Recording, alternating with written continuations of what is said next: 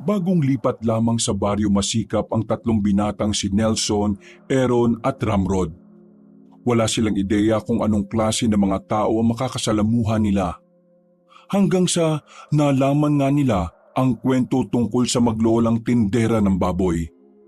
Ayon sa mga tao, hindi raw pangkaraniwan ng dalawa. Kaya naman yun ang naging dahilan para iwasan yun ng mga tao. Nakilala nila ng personal ang maglola. Nalaman nila na mabuting tao naman pala ang mga yon. Kaya nang pumutok ang balita na aswang ang maglola, sila ang nagtanggol sa mga yon. Dahil sa kaguluhan, mapapahamak ang batang si Crispin. Mamamatay ito sa bugbog ng mga tao. At ito ang magiging dahilan kung bakit maghahasik ng lagim ang matandang si Pilita. Dito na mapapatunayan ng magkakaibigan na totoong ang aswang ang matanda at bata. Ano nga kaya ang mangyayari sa baryo masikap sa paghihiganti ng matandang si Pilita? Kakayanin kaya nila ang galit nito? O tuluyang pagbabayaran ng lahat ng tao ang pagkawala ng batang si Crispin? Subaybayan ang pinakabagong episode ng ating nag-iisang tambayan, ang kwento ng maglolang iniiwasan ng mga tao, dito lang sa Ang Mga Kwento ni Kabanong.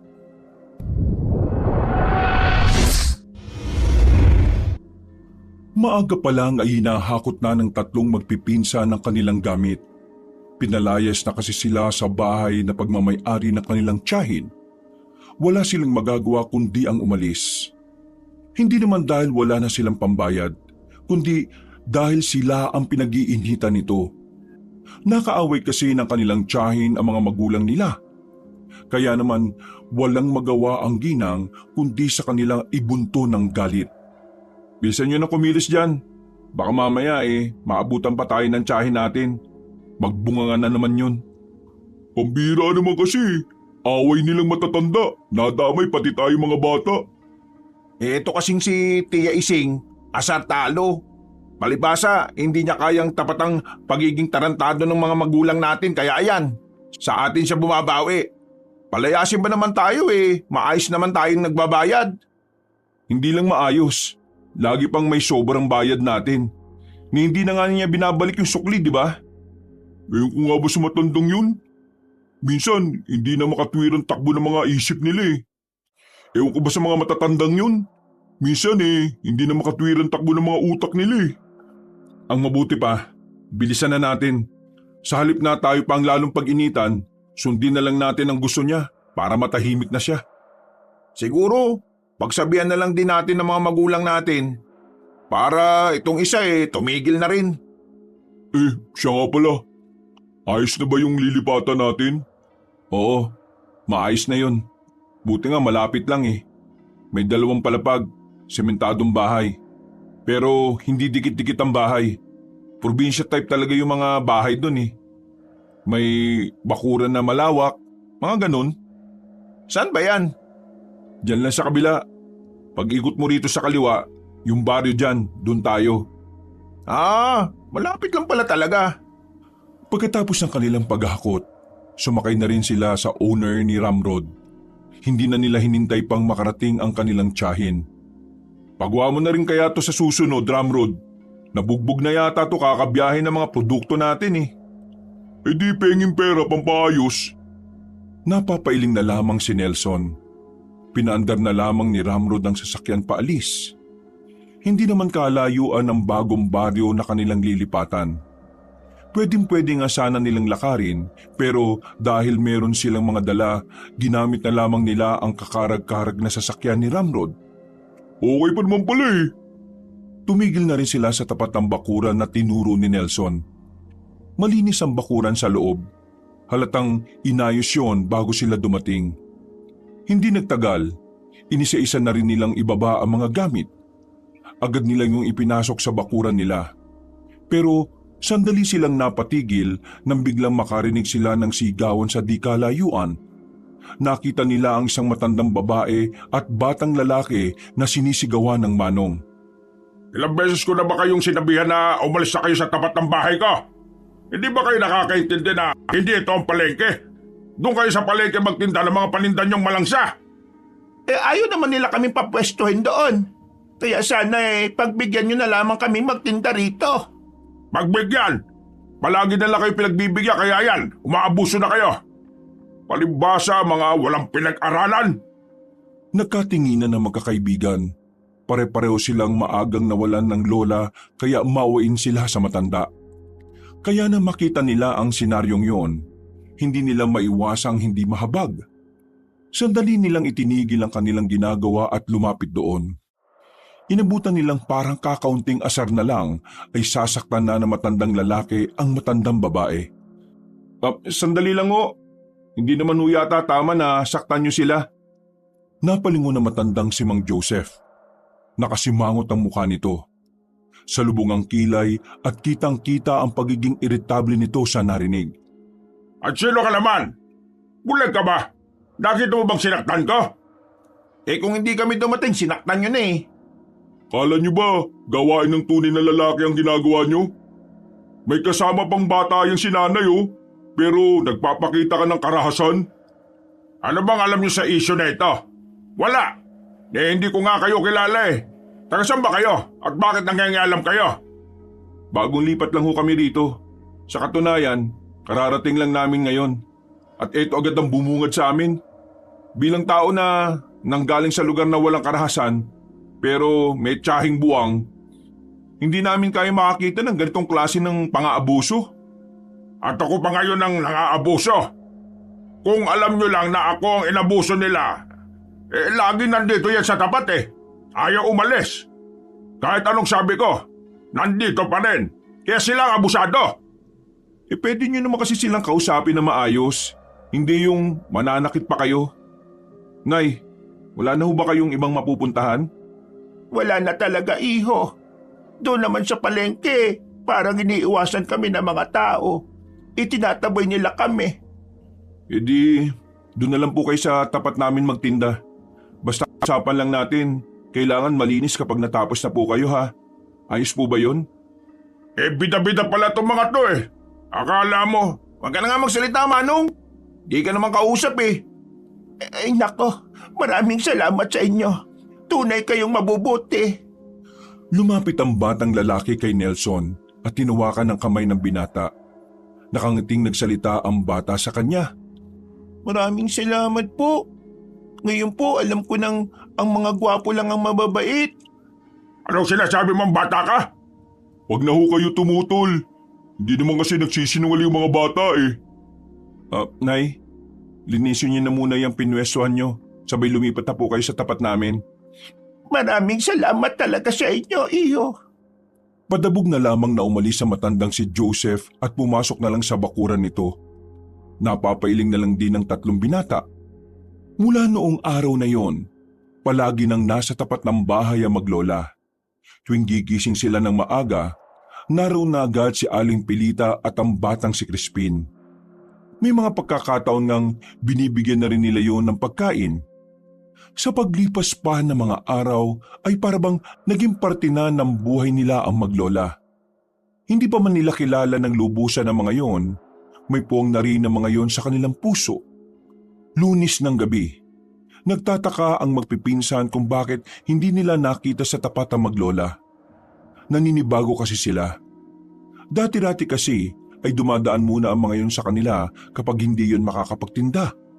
Pero mukhang iba ang dahilan sa pagkakataon na yon. Bakit kaya wala sila Aling Pilita at saka si Crispin? Hindi ko lang sigurado kung tama itong nabalitaan ko ha. Pero kanina, narinig ko sa palengke na itong maglola daw, tinataboy ng mga tao. Ha? Tinataboy? Bakit naman? Kung nga rin alam eh. Gusto ko pa sanang makinig sa kwentuhan ng mga matatanda kanina. Ang kaso, nakita nila ako nakikinig.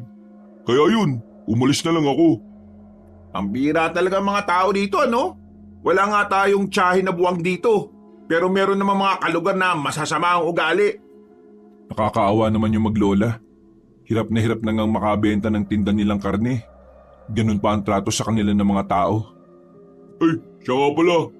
Bukas pala ng tanghali baka dumating na yung truck na hahakot ng mga produkto natin papuntang Maynila. Naku, mabuti naman. Ang tagal nang nakaimbak ang mga produkto natin eh. Buti nga nakagawa tayo ng maayos na bodega dito para dun. Matapos ang usapan na yon, sabay-sabay na rin silang kumain. Dakong 12:00 ng gabi, hindi mapakali si Nelson sa kanyang higaan. Naiisip pa rin kasi niya ang maglola. Hindi niya rin maintindihan ang sarili niya kung bakit ganun na lamang ang pag-aalala niya. Basta pakiramdam niya, kailangan siya ng mga yon. Nasaan na kaya nakatira yung dalawang yun? Kinuha na lamang ni Nelson ang librong comics. Magbabasa na lang sana siya para kahit na papaano ay dalawin na siya ng antok. Ang kaso nga lang, nasa unang pahina pa lang siya nang makarinig sila ng sigawan sa labas. Napabangon agad ang binata. Paglabas niya ng silid ay nasa sala na rin si Aaron at Ramrod. Katulad niya ay nagtataka rin kung ano ang nangyayari. Lumabas sila. Tumungo sila sa bakuran kung saan nila narinig ang sigawan. Sakto namang nakita nila roon si Mang Joseph. Hindi pa rin naman nila ito kasundo. Pero sa mga nagdaang araw kahit papaano ay nakakausap na nila ito. Mang Joseph, anong nangyari? Si Paring Dobeng, nakakita daw ang asawa niya ng aswang sa likod ng bahay nila. Doon sa may baboyan. Teka nga, bakit niyo ba ako kinakausap? Close na ba tayo? Che! Parang babaeng tinarayan pa sila ng matandang lalaki. Umalis ito at naiwan sila sa tapat ng bakuran nila Mang Domeng. Mga ilang sandali lang ay dumami na rin ang mga tao roon. Ayon sa mga narinig nila, wala naman daw nasaktang alagang baboy. Kamuntikan lang daw yung makuha ng aswang. Buti na lang at may nakakita kaagad. Mga tol, tingin nyo, totoo kaya? Mukha naman sigurong totoo. Tingnan mo asawa ni Mang Doming Parang mababaliw na sa takot. Kung totoo man ng aswang, di mas maganda. Mababawasan ng mga tsismosa sa gabi. Gagi, anong maganda? Alam mo ba kung gaano kadelikado mga aswang? Oo, alam ko. Aswang kayang binabasa ko ngayon na libro. Ang mga aswang parang tao pero kumakain ng tao. Pero minsan hayop kapag no choice na sila. Alam mo naman pala Nagtabihan na sila nang dumating ang mga tanod. Pinuntahan nila ang likod bahay para mag-imbestiga. Pero ang sinabi lang ng mga tao, hindi aswang ang nakita nila kundi isang mabangis na baboy ramo. Galit na galit ang asawa ni Mang Domeng dahil pinalalabas na nagkakamali ito ng nakita. Pinagmumura ng matandang babae ang mga tanod at pinalaya sa bakuran. Dahil doon, napapaisip din si Nelson sa pangyayari. Alam naman niya na meron talaga mga probinsya na pinamamahayan ng aswang. Pero ang hindi niya inaasahan ay meron din pala sa probinsya nila. Wala pa kasi siyang nababalitaan noon. Bumalik na lamang sila sa kanilang bahay. Noong gabing yon ay hindi na dinalaw pa ng antok ang binata. Mas lalo tuloy siyang nagkaroon ng interes pagdating sa aswang. Habang umihilik na ang dalawa niyang pinsan, nagbabasa-basa pa siya ng mga libro tungkol sa nilalang na yon. Bandang 4:00 na ng madaling araw nang piliting makatulog ng binata. Nakatulog naman siya pero agad din naman siyang nagising dakong 6:00 ng umaga. Masakit pa ang ulo niya dahil kulang na kulang ang kanyang itinulog. Paglabas niya ng silid, nakita niya si Aaron at Ramrod sa labas. Kausap ang batang si Crispin. Lumabas na rin siya doon para alamin kung ano ang pinag-uusapan ng mga yon. Oh, gising na pala pinaka-boss namin Good morning, Boss Amo. Busbusin niyo ang mukha niyo. Teka, bakit si Crispin lang ang narito? Crispin, mag-isa ka lang nagdala niyan dito sa tapat? Opo, ako lang po mag-isa. Nasaan ang lola mo? Ayos lang ba siya? Umalis po siya kagabi, pero hindi pa rin po siya nakakabalik. Umalis? Saan naman nagpunta? Ang sabi po, pupunta lang siya sa kaibigan niya. Sabi niya sa amin, hindi naman daw ito ang unang pagkakataon na nangyayari ito. Minsan nga daw 2 araw wala yung lola niya. Dumidiskarte raw si Aling pilitan ng pera para sa pagkain nila. Di sana sa amin na lang kayo lumapit o kaya sa akin. Kuripo tong dalawang to Yun nga sinabi namin sa kanya. Nahihiya po kasi si Lola sa inyo eh. Kaya hindi na po niya kayo sinabihan. Pambihira naman kayo. Sabi mo sa lola mo sa susunod, sa amin na lang lumapit. Kesa naman ganyan na mag-isa ka lang na nagbebenta dyan. Mukhang ang bibigat pa niyan. Karne ba ng baboy yan? Opo, yun lang naman po ang tinda namin palagi eh. O sige na, bibilin ko na tong 3 kilo. Ramrod, ikaw magluluto ngayon ha. Sinigang. Aba, ayos! Huwag ka nang aangal ha. Tumataba ka na kasi kain ka lang ng kain eh. Kilos-kilos din pag may time. Nagtawanan na lamang sila ng mga sandaling yon. Noong mga oras na yon ay naging maayos naman ang kanilang tanghalian. Isinabay na rin nila sa tanghalian ng batang si Crispin. Kahit na medyo inaantok pa si Nelson ay hindi na rin ito bumalik pa sa tulog. Dumating na rin kasi ang truck na hahakot ng mga tinda nilang aligi na nakalagay sa garapon. Dakong alauna na nang makaalis na ang truck. Maghihintay na lamang sila ng abiso kung kailan maibabagsak ang mga produkto nila sa mga magbebenta ng mga yon. Mabilis na lumipas sa mga sandali. Padilim na rin ang paligid. Mag-isa pa rin ang bata sa tapat ng kanilang bahay. Kaya naman hindi na rin nakatiis pa si Nelson. Muli niya itong nilapitan nang makitang naglilikpit at naglilinis na ito. Crispin, hatid na kita sa inyo ha. Mabibigat ang mga dala mo eh. Naku, wag na po Kuya Nelson. Kaya ko na po itong mag-isa. Sigurado ka? 2 balde yan tapos may dala ka pang sangkalan at itak. Kuya Nelson, sanay na naman po ako eh. Kaya wag na po kayo mag-alala. Ayaw ko rin naman po makaabala sa inyo. Ay nako, tutulungan na kita. Wag na po. Nakakayaan na po eh. Bumili na nga po kayo sa akin tapos ihatid niyo pa po ako. Magsasalita pa sana si Nelson nang biglang may mapadaan na 3 babae. Nakilala na ni Nelson ang mga yon dahil madalas siyang makita ang 3 sa tsismisan. Sa kanyang pagkakatanda, ang 3 yon ang numero 1 tsismosa sa kanilang strito. Nako, hindi ka dapat lumalapit dyan kuya. Huwag kang dumikit dyan. Baka mapahamak. Pwede ba, Aling Marites? Huwag mo nga pinaparinig sa bata yung sinasabi mo. Anong pinagsasabi mong mapapahamak? Umalis na nga kayo kung wala kayong magandang sasabihin. Pabigat na nga kayo sa mga asawa nyo. Dumi pa kayo ng lipunan. Mga tsismosang to. Parang mga batang naglakad na palayo ang mga yon. Takot na takot nang ambahan ni Nelson na babatoy nito ng tsinelas. Pagtingin ni Nelson kay Crispin, nakita niyang may bumakas na lungkot sa mukha nito. Tama po sila Kuya Nelson. Mapapahamak lang po kayo sa akin. Uy, sandali! Nagulat na lamang si Nelson ang buhati ng bata ang mga dala nito at naglakad ng mabilis. At sa pagkakabigla ay hindi na niya yun nahabol pa. Ngayon lamang din kasi siya nakakita ng batang kayang magbuhat ng ganoon kabigat. Maliit lang din naman kasi ang katawan ni Crispin kaya iniisip niyang imposible yun.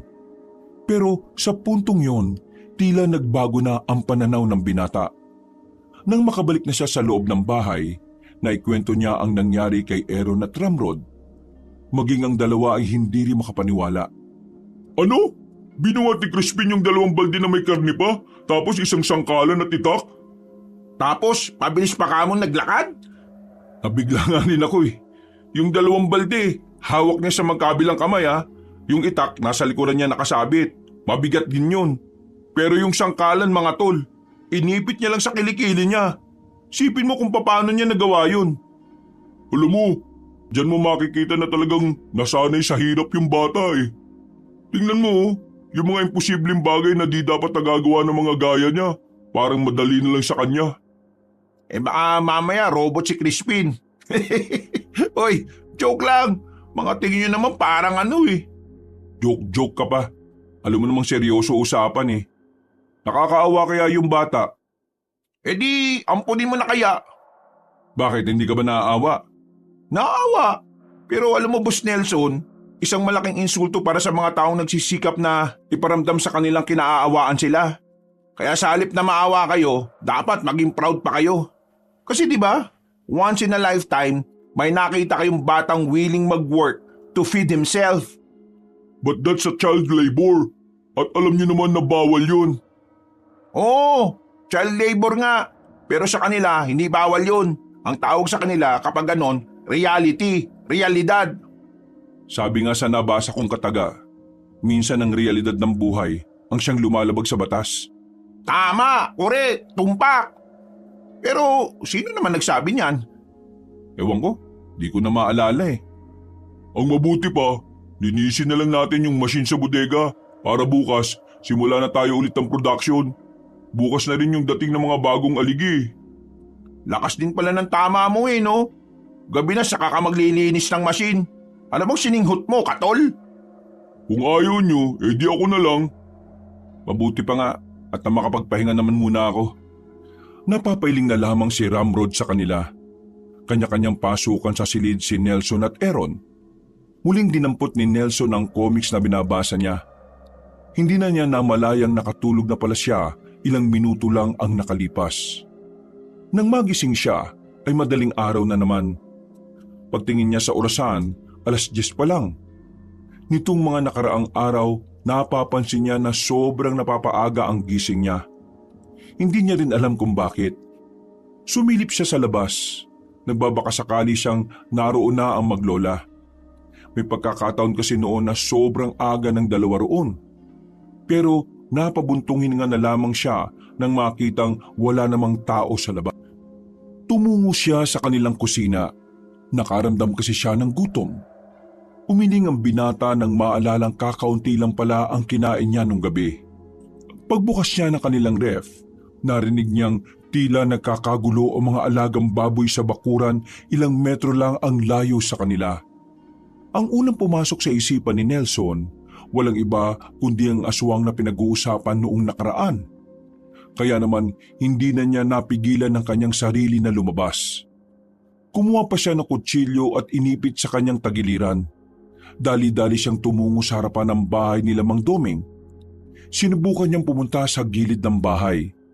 Natanaw niya sa likuran na parang merong imahe ng tao roon.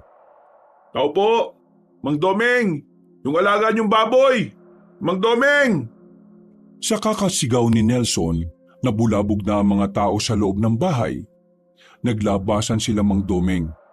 Pagpunta nila sa likuran ng bahay, laking gulat nila nang makitang nakabulagta na ang isa nilang baboy. Naghihingalo, wasak na ang tiyan. Pero sa pagkakakita ni Nelson kanina, parang binabalak ng aswang na buhatin ang baboy ng buo. Ang kaso masyado itong mabigat kaya parang binutasan na lamang yon ng aswang. Nag-iyakan ang mga kamag-anak ni Mang Doming. Narinig ni Nelson na ang baboy pala na namatay ay ang baboy na kakarating lang galing sa kabilang probinsya. Habang nahagulgol ang mga yon, galit na galit si Mang Doming na lumabas ng bahay. May dala itong malaking itak. Gusto sanang pigilan yun ni Nelson pero mabilis na nakatakbo ang matandang lalaki. Ilang sandali pa, nagdatingan na rin ang ibang residente na nabulabog din sa ingay. Walang nahanap na aswang si Mang Doming. Bumalik ito na walang napala. Si Nelson naman ay naisipan na lamang din bumalik sa kanilang bahay.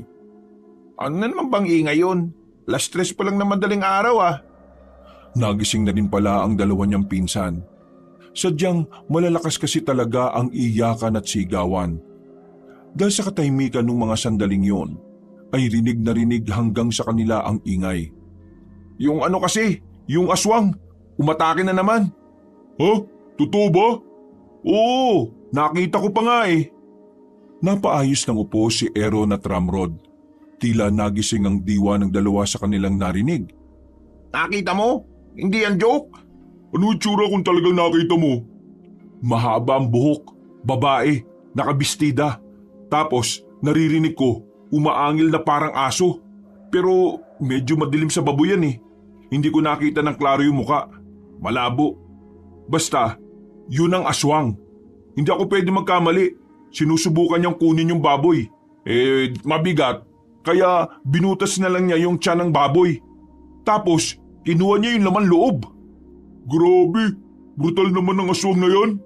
Anong sabi ni Mang Doming? Ayun, di galit na galit. Sinubukan niyang hanapin. Ang kaso, wala na. wala na siyang nakita. Di totoo pala talagang may aswang dito sa atin. At ang birada niya, baboy. Base sa nabasa ko, hindi lang naman baboy ang gusto nilang kainin eh. Pwede ring ibang hayop. Depende kung saan sila matatakam. Delikado pala mga alagang hayop dito. Buti wala tayong alagang hayop, si Ramrod lang. Hayop ka rin! Seryoso lang si Nelson ng mga sandaling yon, kahit nag-aasaran na yung dalawa. Hindi pa rin mawala-wala sa isipan niya ang nakita niya. Sa di kasi mapaliwanag na dahilan, para bang pamilyar sa kanya ang imahe ng aswang. Parang nakita na niya ang forma ng pagkakatayo ng aswang na yon. Trauma ang dinulot nito kay Nelson. Pero mabuti na lang kahit na ganoon ay hindi naman ito nakaapekto sa pag-iisip niya.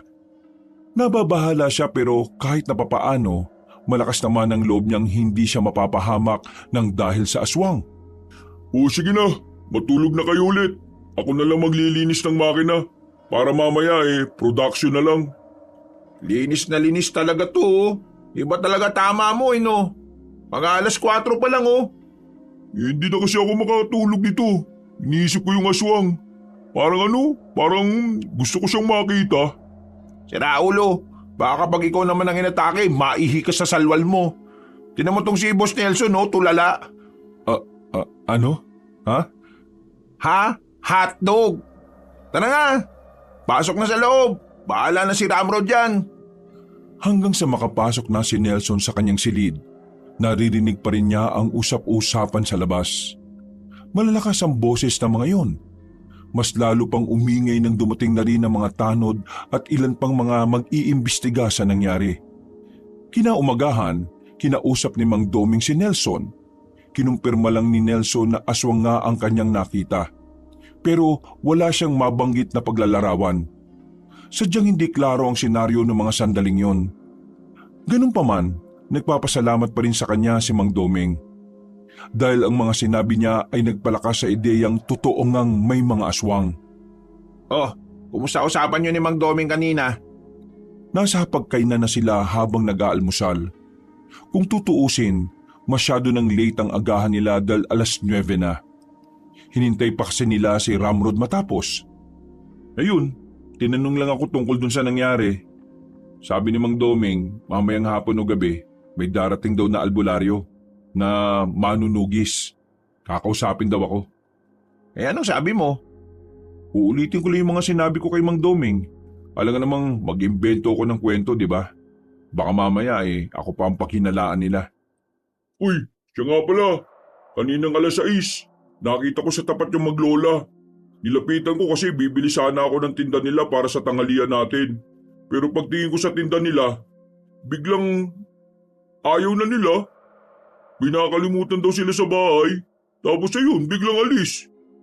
Alam mo naman kasing matanda na si Aling Pilite, makakalimutin na talaga. Bakit? Ano sana ulam natin mamaya? Isaw. Isaw yata ng baboy nakita ko na laman ng balde nila Isaw ng baboy? Oo, di ba paborito mo yun? Sayang, magluluto sana ako. Kaso, di na bumalik yung maglola Napabagal ng pagmuya si Nelson sa kinakain niya. Bigla na lang kasi niyang naisip na papaano kung ang isaw ng baboy na binibenta ng maglola ay galing sa baboy nila Mang Doming. At si Aling Pilita pala ang aswang na nagtangka sa buhay ng mga baboy. Hindi na niya naiwasang matawa sa mga iniisip niya. Para kasi sa kanya, malabong mangyari yon. Masyado nang mahina ang katawan ni Aling Pilita para makapagbuhat ng baboy. Malayong malayo sa nakita niyang imahe ng aswang na muntika nang mailabas ang baboy sa loob ng kulungan. Uy! Nababaliw ka na ba? Bakit na tumatawa dyan mag-isa? May nakakatuwa ba sa sinabi kong adobong isaw? Ha? Wala naman. May naalala lang ako. O sige na, kumain na kayo dyan at magiging abala tayo ngayon sa production. Napapailing na lamang sa kanya ang dalawa. Maya-maya pa, pagkatapos nilang mag-agahan ay sinimulan na rin nila ang pagtitimpla, pagre-repake at pag-aayos ng kanilang mga produkto. Ganadong-ganado ang tatlo sa araw na ito. Dahil ang balita nila sa driver nilang nagdala ng mga produkto nila marami daw ang natuwa sa mga alige na kanilang binibenta. Buong akala kasi nila ay dito lang sa probinsya lang nila papatok ang mga produkto nila. Pero maging sila ay nagulat din dahil nagustuhan din pala yun ng mga taga Maynila. Maghapon silang nagtrabaho. Nakalimutan na nga nilang mananghalian. Bandang 4:00 natapos na rin sila. Nakakatamaran na nga lang na magligpit at maglinis. Habang nagpapahinga sa labas ng bodega, habang hawak ang tigisang tasa ng kape, nakakamiss yung maglola, no? Nakakapanibago lang na wala na sila lagi. Baka naisipan na nila sa iba na lang magtinda. Bibihira na lang kasi ang nabili sa kanila dito eh. Baka naglalako na lang. Sino ba naman makakatis dito mga siraulo tao rito. Ay, sandali lang. O bakit?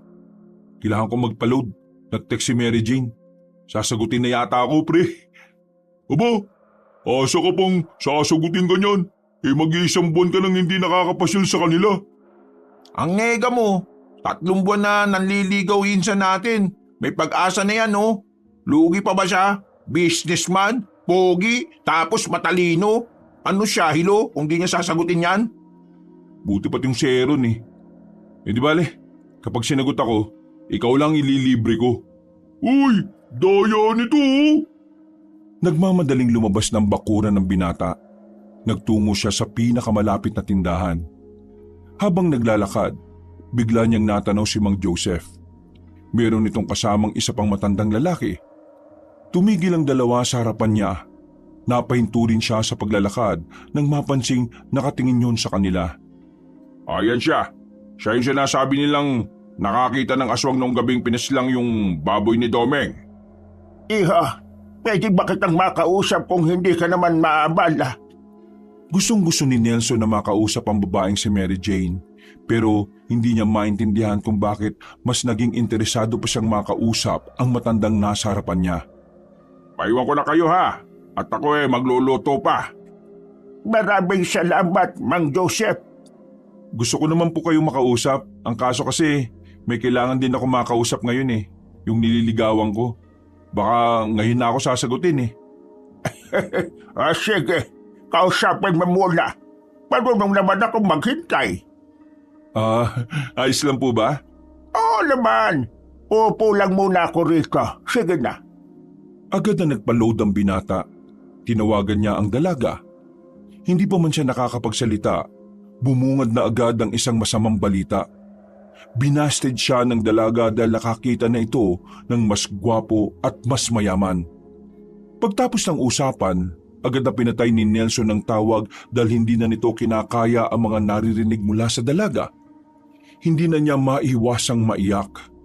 Buti na lang ay nilapitan siya ni Mang Onyok para kahit papaano ay gumaan ang pakiramdam niya. Hulaan ka. Binasted ka na. Bakit ma ang galing mo mangula? Di naman kita kilala. Kung di ka umiiyak, di sana hindi ko nahulaan. Pambihirang lalaki ka Mga ilang sandali lang, kumalman na rin si Nelson na parang walang nangyari. Nahihiya na rin kasi ito sa mga nakakakita sa kanyang dumaraan. Para maiba ang atensyon niya, iniba na lang din niya ang usapan. Kung hindi ako nagkakamali, ikaw yung Mang Onyok na albularyo. Tapos, ano ba yun? Mandudungis? Manudugis. Ako nga, iho. Alam mo, naranasan ko na rin yan. Ang alin ho? Ang mabasted? Hindi.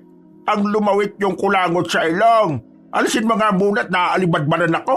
Kaya ka nababasted Ay, sorry po. Ayos din pala kayo, no? Akala ko nakakatakot kayo kasi albularyo kayo. Yan ang maling pagkakaintindi ng mga tao. Hindi porke albularyo nakakatakot o kaya masungit. Pero gusto ko nang mag-usap tayo. Pwede na ba? Tungkol po ba ito sa aswang na nakita ko? Hindi. Doon muna sa bumasted sa'yo. Ay, pambira naman. Bakit ba interesado ka pa sa love life ko? Kaysa dun sa dapat natin pag-usapan? Biro lang. Pinapagaan ko lang naman ang kalooban mo O sige, simulan na natin. Ano bang itsura ng nakita mo? Sinabi ko na kay Mang Doming yung kanina eh. Pero sige, uulitin ko na naman. Babae siya, mahaba yung buhok. Pero hindi ko lang alam kung anong kulay kasi madilim eh.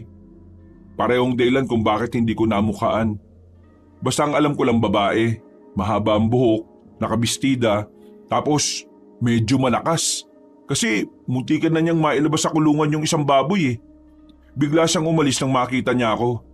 Pero bago siya umalis, binutas niya yung tiyan ng baboy. Tapos kinuha niya yung laman loob. Yun lang yung nalalaman ko. Sigurado ka bang wala ka ng ibang nakita pa? Oo, sigurado ako Na alin? na wala na akong ibang nakita. Totoong aswang ang nakita mo. Pero ang problema lang, hindi mo namukaan. Halika, samahan mo ko kung saan mo nakita yung aswang. Pero malapit na pong gumabi. Eh bakit? Natatakot ka ba? Sa aswang? Hindi, sa pagkabasted. Ay naku, bahala na nga kayo dyan. Oy! Sandali lang. Ito naman, no? Biro lang. Halika na, samahan mo ako. Kailangan ko nang makakausap sa pag-iimbestiga. Napilitan na lamang si Nelson ng mga sandaling yon. Sumama siya kay Mang Onyok kahit parang siraulo lang ang matanda kapag kinakausap niya. Hindi niya tuloy malaman kung seryoso ba ito o nakikipaggaguhan lang. Pinapasok sila ni Mang Doming sa bakuran. Agad din naman silang tumungo sa likod ng bahay kung saan naroon ang babuyan. Sinuri ni Mang Onyok ng maigi ang buong paligid. Nakita niya pa ang ilang patak ng dugo roon. Sa hindi inaasahang pagkakataon, merong nakita si Nelson na isang paris ng tsinelas na pigtal. Agad itong tiningnan ni Mang Onyok. Nakita rin kasi nitong merong bahid ng dugo. Pagmamayari ito ng aswang. Nasugatan siya sa paa. Ibig sabihin, nakipaglaban siya sa baboy? Ano pinagsasabi mo? May matulis na bagay na nakasugat sa kanya. Teka, tingin tayo dito sa paligid. Ayun, oh! Tinuro ni Mang Onyok ang basag na bote na nasa gilid. Kitang-kita roon ang natuyong dugo ng aswang. Inamoy-amoy pa yun ni Mang Onyok. Sapat na itong tsinelas na ito para malaman ko kung sino ang aswang. Kailangan lang nating maghintay ng halos isang linggo. Iha, maraming salamat sa oras mo ha. Hindi magtatagal. Mahuhuli na natin ang aswang. Sige ho, maraming salamat din po. Naglakad na sila palabas ng bakuran. Sandaling nakipag-usap si Mang Onyok kay Mang Doming. Kaya naman dali-dali na rin siyang umalis doon. Pagbalik niya sa bahay, napaupo na lamang siya sa gilid. Nakaabang sa kanya ang dalawang binata. Oh, anong balita? Sanagot ka na ba ni Mary Jane? Hindi. Nakahanap na siya ng iba. Gagi ka! Panalo ko! Akin na bayad mo! Mamaya na! At talagang nagpustahan pa kayo ha. Bakit ka binasted? Ikaw naman kasi. Wala na akong pakialam sa kanya. Mas may pakialam na ako sa aswang ngayon. Nakausap ko ni albularyong manunugis kanina, si Mang Onyok. Anong nangyari? Nakakita kami ng tsinelas ng aswang. Naiwan malapit sa babuyan. Nakatapa kasi ng matulis na bagay yung aswang kaya naiwan niya yung tsinelas niya. Ang sabi ni Mang Onyok, isang linggo, malalaman na namin kung sino yung nangangaswang dito. Uy, buti naman kung ganun. Diyos ko, hindi rin biro yung pangungulit ng aswang na yan dito ah.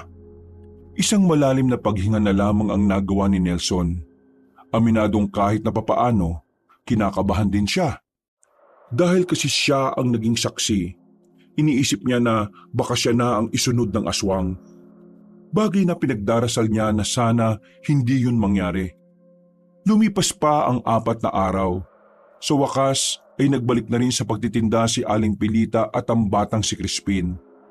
Sa puntong ito, karni pa rin ng baboy ang laman ng kanilang balde. Agad namang nilapitan ni Nelson ang dalawa. Talaga kasing na-miss ng binata ang presensya ng maglola sa tapat ng kanilang bahay. Aling Pilita! Crispin! Nako, bakit ngayon lang kayo nagtinda? Ilang araw tuloy kaming walang panangalian. Ay, nako, ganun pa. Pasensya na, iho.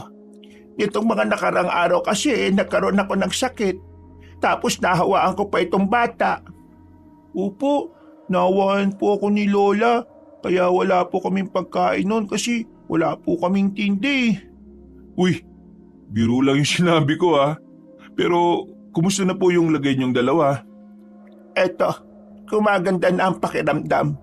Kailangan na rin kasi naming magtinda. Kasi baka palayasin na kami sa inuupahan namin.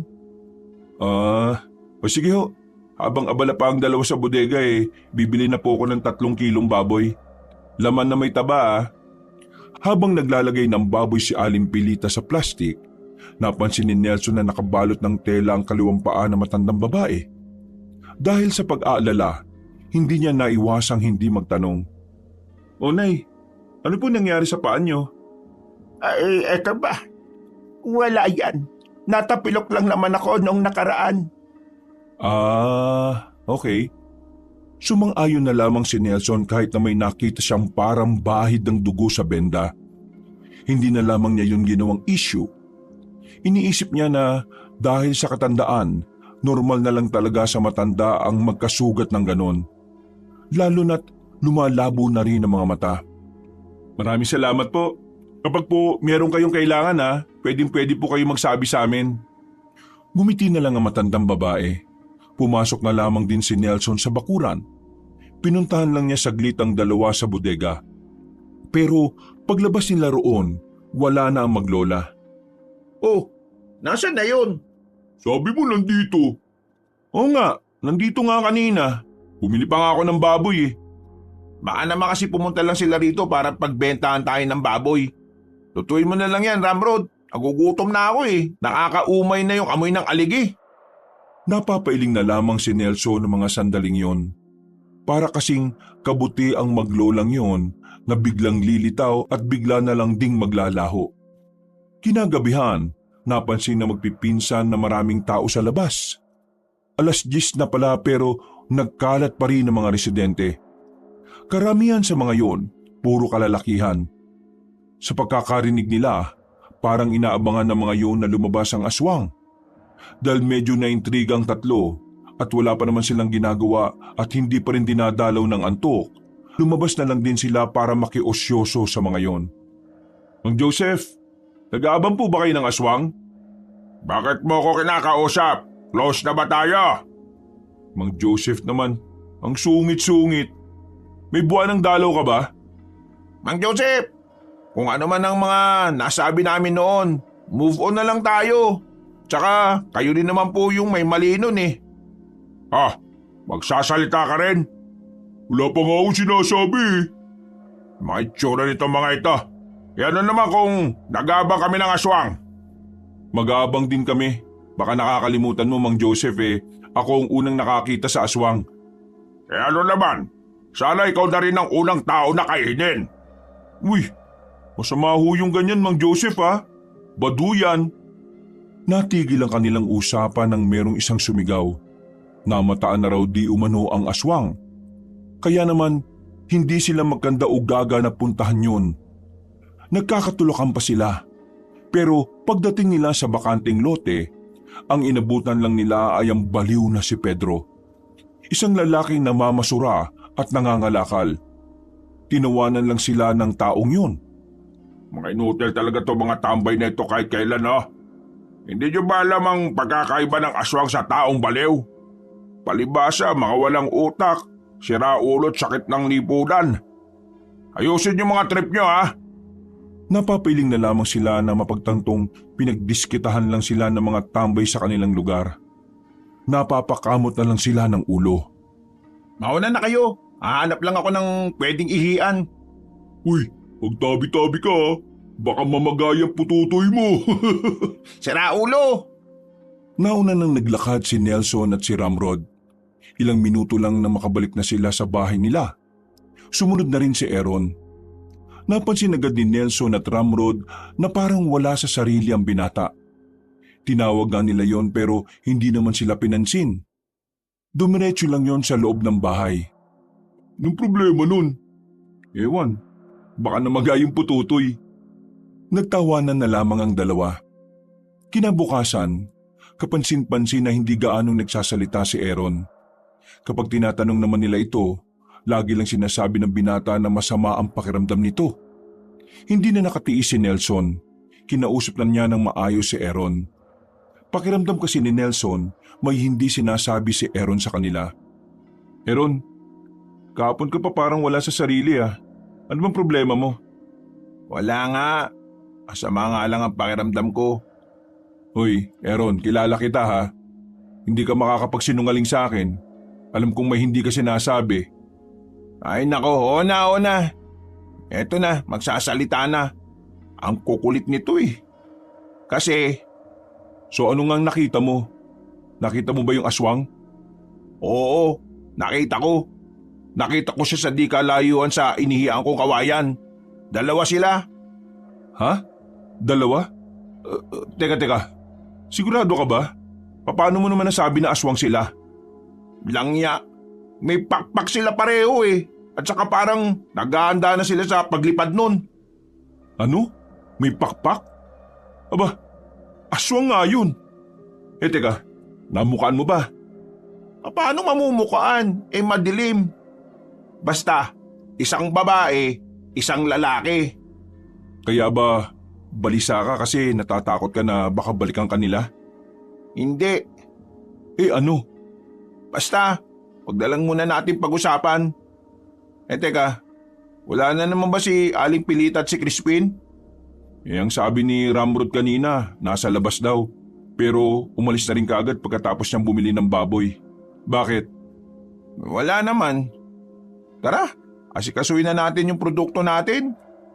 5 araw pa ang nakalipas. Hintay ng hintay si Nelson sa pagbabalik ni Mang Onyok. Pero hindi niya man lang ito masilayan sa kanilang lugar. Sabik na kasi siyang malaman kung sino ba talaga ang aswang. Malakas ang ulan nung hapon ng Huwebes. Wala namang bagyo pero sadyang masama lang ang panahon. Dahilan para manatili lamang sa loob ng bahay ang magpipinsan. Hindi na rin muna dumating ang truck na magdi-deliver sana ng kanilang produkto patungong Maynila. Malas, ngayon pa talaga nag-uulan ng ganito kalakas. Ay nako, delay na naman tayo nito. Nakausap ko na yung driver. Ang sabi ko sa kanya, wag na muna siyang tumuloy at baka maaksidente sila ng pahinante niya. Kamusta kaya si Aling Pilita at si Crispin, no? Ilang araw na naman silang hindi nagpapakita rito eh. Baka ayaw na nilang pumwesto rito kasi wala ngang nabili. Paano po pwesto rito eh? Kita mo namang ilang araw nang nagloloko yung panahon. Saan kaya sila nakatira? Bakit ka interesado? Magpapaampungan na ba sa kanila? Wala, nag-aalala lang ako. Naglakad na lamang si Aaron papasok ng kusina. Nagtimpla na lamang ito ng kape para sa kanilang tatlo. Makalipas lang ang ilang oras, kasabay ng pagkagat ng dilim, ay humina na rin ang ulan. Ambon ng ambon na lamang yon. Pero maputik sa daan at madulas. Noong mga sandaling yun, hindi mapakali si Nelson. Gusto nitong lumabas sa hindi niya malamang dahilan. Para bang pakiramdam niya, kailangan niyang makita ang daan para matukoy kung ano yon. Nagpaalam na muna siya sa kanyang 2 pinsan. Nagdahilan na lamang siya na bibili lang ng makakain. Maingat ang paglakad na kanyang ginawa. Nang makalayo na siya sa kanilang bahay, natanaw niya ang batang si Crispin. Natataranta itong tumatakbo. Halos madapa-dapa pa ito. Nag-aalala naman ang binatang si Nelson kaya agad niya itong nilapitan. Uy, bakit ka tumatakbo? Nasaan ang lola mo? Anong problema? Sa halip na sumagot agad ang bata, hinila siya nito patungo sa gilid. Nagtago sila sa likuran ng kulungan ng mga manok. Nang makalagpas na ang mga humahabol sa bata, saka na sinabi ni Crispin ang tunay na dahilan. Sabihin mo, ano ba nangyari? Nagkaiwalay po kami ni Lola kasi inaaboy po nila kami. Bakit nga? Sabihin mo kung bakit. Sinasabi nilang aswang kami ni Lola eh. Kami raw po ang aswang na pumaslang sa baboy ni Mang Doming. Ano? Pambihira naman. Ano klaseng pag-uutak ba meron ng mga tao rito? Teka, nasaan ang lola mo? Alam mo ba kung saan siya pumunta? Hindi ko po alam. Pero tingin ko po, uuwi naman po yun sa amin.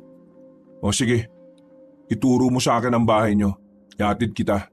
Pero bago yon, dadaan muna tayo sa amin at sasamahan tayo nila Kuya Ramrod at Aaron mo. Meron kami sasakyan. Sasakay tayo nun para hindi ka nila makita. Napatango na lamang ang batang si Crispin. Nang masiguro nilang wala na nga ang humahabol sa bata, hindi na rin nagsayang ng pagkakataon si Nelson. Binuhat na niya ang bata at wala na siyang pakialam kung puro putik na ito.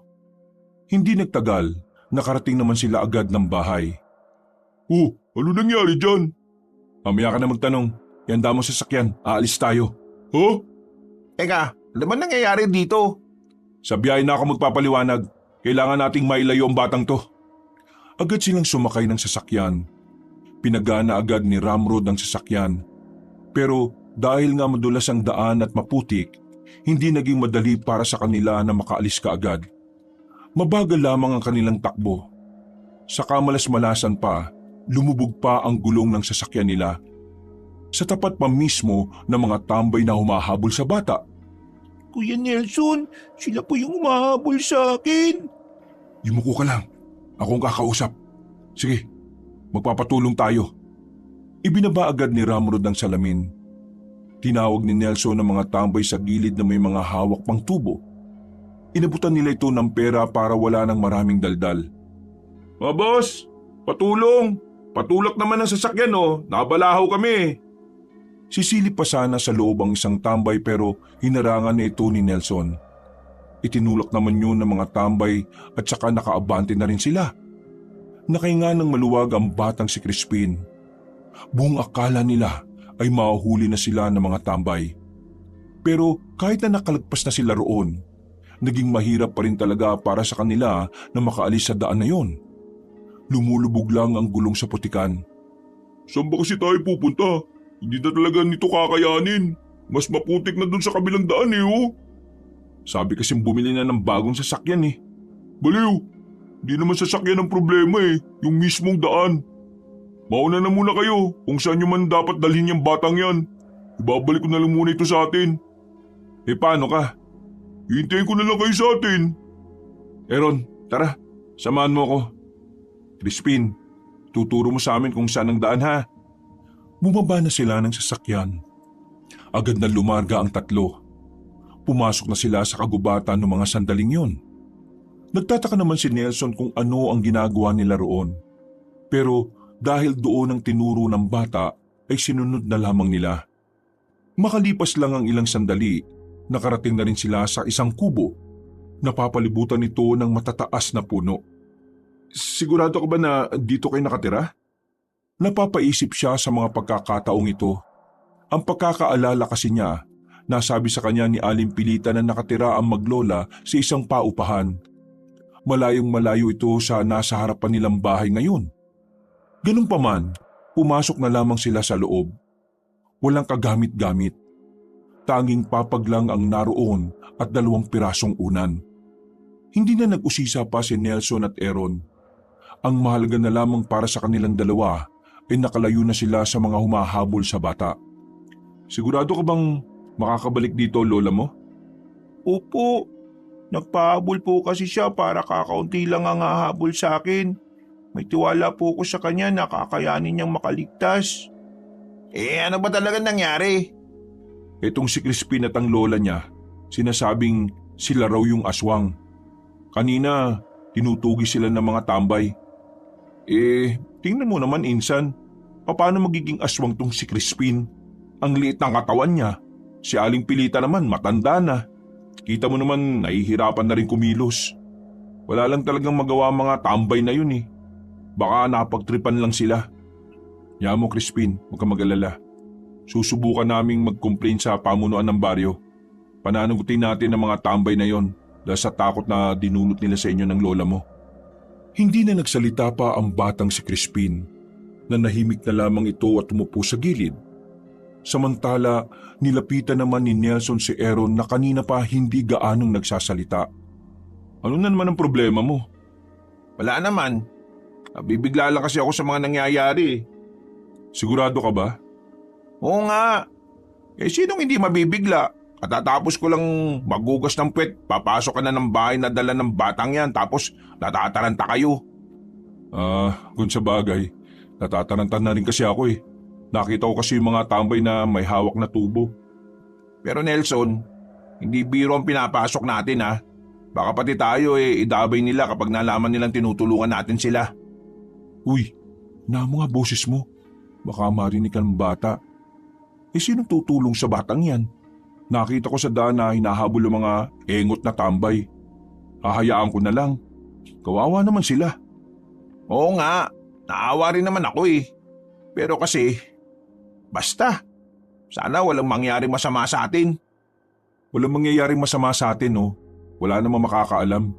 Isa pa, hindi naman aswang si Crispin at Aling Pilita. Kaya bakit tayo matatakot? Kung malalaman nilang tayo ang tumulong, wala naman silang katibayan na totoong paratang nila, no?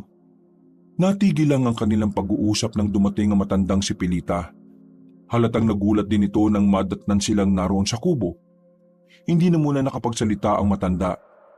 Agad namang lumabas ang batang si Crispin para ipaliwanag ang nangyari. Lola, sila po ang tumulong sa akin. Muntikan na po akong maabutan ng mga umahabol sa akin kanini.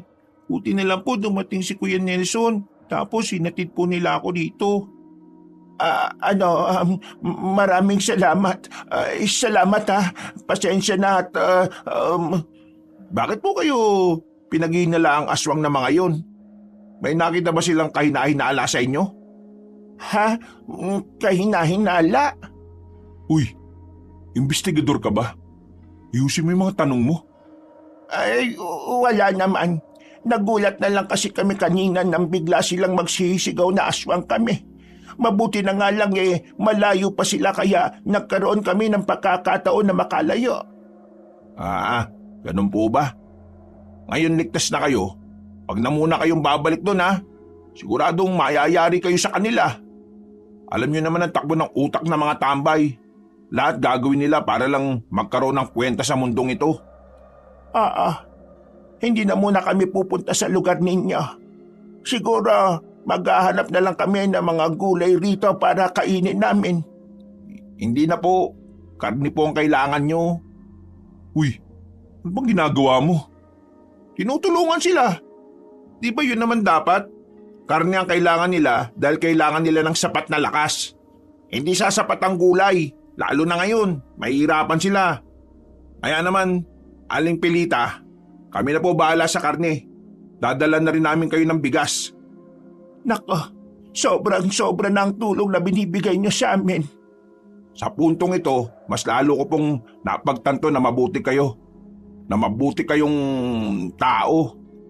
Tama po si Aaron, kaya wag na po kayong mahiya sa amin.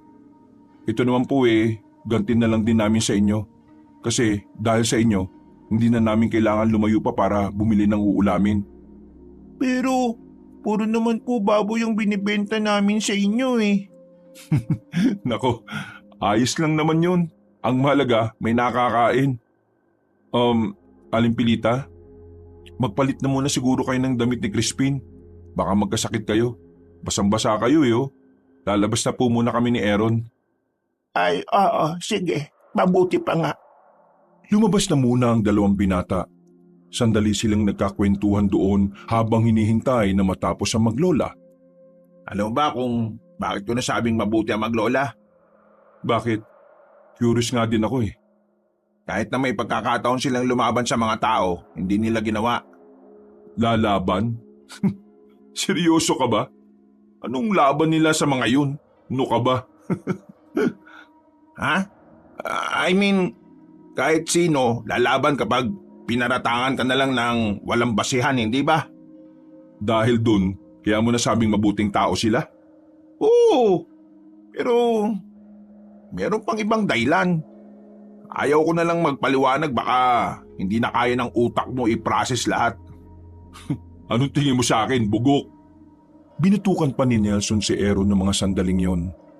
Maya-maya lang, bumukas na rin ulit ang pintuan ng kubo. Nang masiguro nilang ligtas na ang maglola, kinailangan na rin nilang magpaalam sa mga yon. Aling Pilita, uwi na po muna kami ha. Bukas po, babalikan namin kayo para dalhan kayo na makakain nyo. Maraming salamat talaga sa inyo. Hindi nyo naman ito kailangan gawin pero sobrang maraming salamat talaga. Kayo ang nagpapatunay na mabubuti talaga ang mga tao. Mabuti rin naman po kayo eh. Kuya Nelson, kapag natapos na po ang problemang ito, gusto ko po sanang makasakay ulit sa sasakyan ninyo. Walang problema, Crispin. Kahit ilibot ka pa namin sa buong baryo. Naglakad na rin paalis ang dalawa. Kumakaway-kaway pa sa kanila ang bata habang papalayo sila. Napapailing na lamang si Nelson. Hindi kasi nito inakala na hahantong sa ganoong sitwasyon ang buhay ng maglola. Maayos naman silang nakabalik sa kanilang baryo. Wala naman nakalata sa kanila na nanggaling sila sa bahay ni Aling Pilita at ni Crispin. Pagdating nila sa bahay, naabutan nila sa bakuran si Ramrod na abalang nililinis ang gulong ng sasakyan. Agad itong lumapit sa kanila at tumingin-tingin sa paligid. Huli nga kayong dalawa rito. Dinala sila sa loob ng bahay. Baka sa mukha ni Ramrod ang kaba na hindi nito maitatago. Narinig ko sa labas. Hinahanap ng mga tao si Aling Pilita at Crispin. Sabihin nyo nga, yung bang dahilan kaya sila hinahabol ng mga tao? Oo, pero Ramrod, wala namang katotohanan yon. Hindi ba, Aaron? Ha? Wala nga. Kung hindi sila aswang, bakit magkakaganyan ng mga tao sa labas? Tingnan nyo hanggang ngayon hindi sila matahimik. Hinahanap nila yung maglola. Insan, makinig ka. Mga tambay ang nagpasimula nun. Walang magawa sa buhay ang mga yun.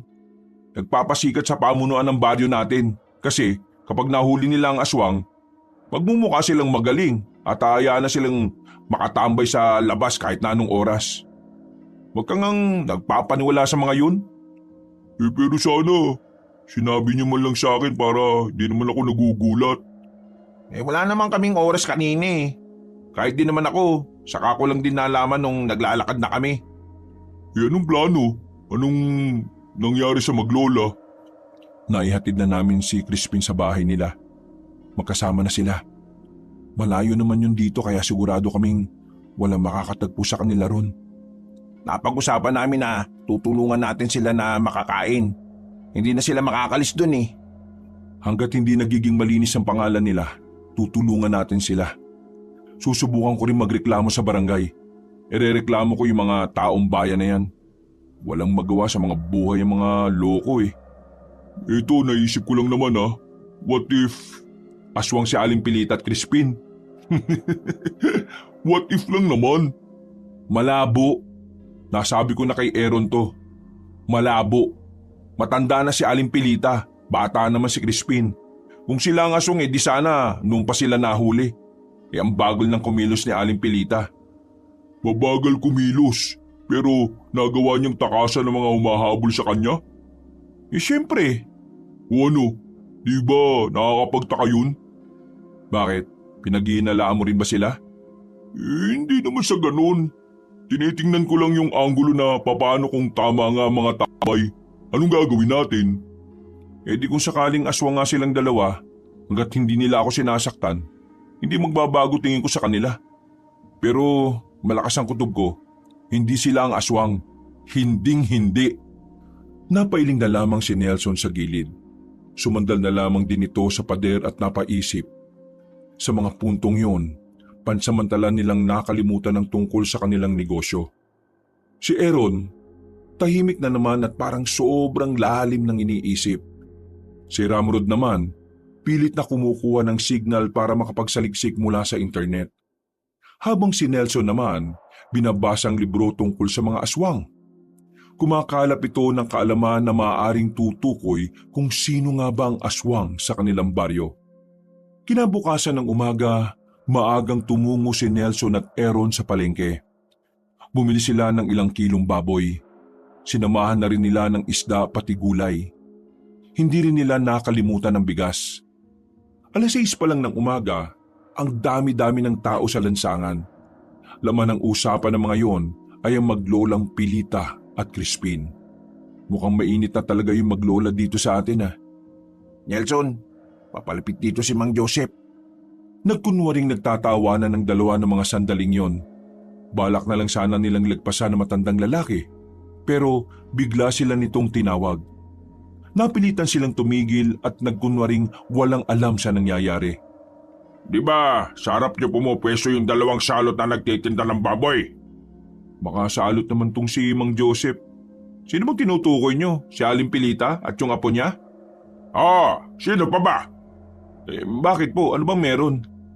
Wala kayong alam sa mga nangyayari? Ano naman pakialam namin?